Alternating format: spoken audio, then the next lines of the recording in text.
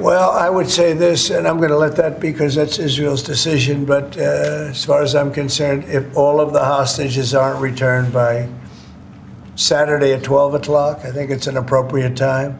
I would say cancel it and all bets are off and let hell break out. I'd say they ought to be returned by 12 o'clock on Saturday. And if they're not returned, all of them, not in drips and drabs, not 2 and 1 and 3 and 4 and 2. Saturday at 12 o'clock, and after that, I would say all hell is going to break out. And I don't think they're going to do it. I think a lot of them are dead.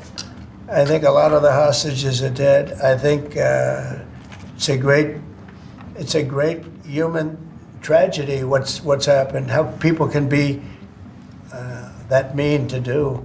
I'm speaking for myself. Israel can override it, but from myself, Saturday at 12 o'clock, and if they're not here, all hell is going to break out.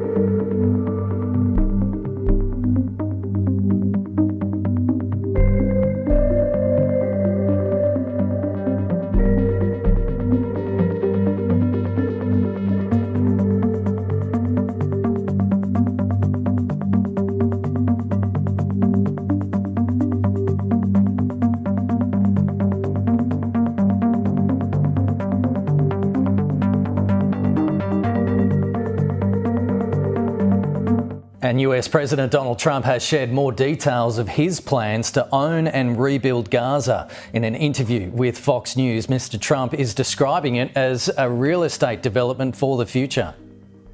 We'll build beautiful communities for the 1.9 million people. We'll build beautiful communities, safe communities. Could be 5, 6, could be 2, but we'll build safe communities a little bit away from where they are, where all of this danger is. In the meantime, I would own this. Think of it as a real estate development for the future. It would be a beautiful piece of land. Would the Palestinians have the right to return? No, they wouldn't, because they're going to have much better housing, much better. In other words, I'm talking about building a permanent place for them, because if they have to return now, it'll be years before you could ever. It's not habitable. It would be years before it could happen. I'm talking about starting to build, and I think I could make a deal with Jordan. I think I could make a deal with Egypt. You know, we give them billions and billions of dollars a year. James Matthews has the latest from Washington. On the face of it, Donald Trump is offering wealth and peace delivered in a real estate deal.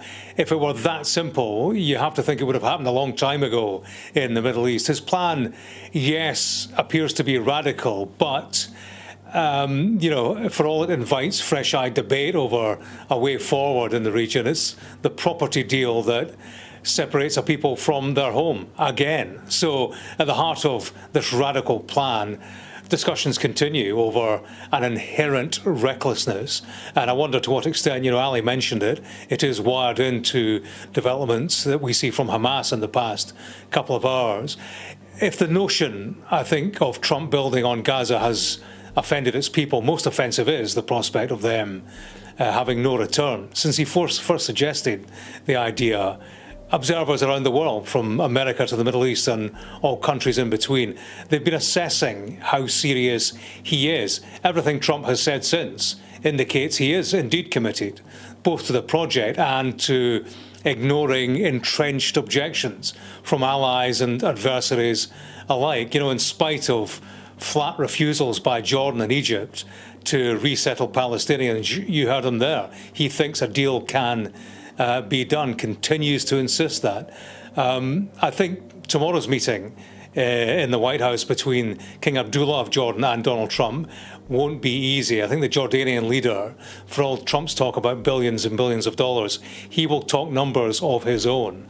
The hundreds of thousands of Palestinians, refugees already living there, and the instability, increased instability that is threatened by moving more.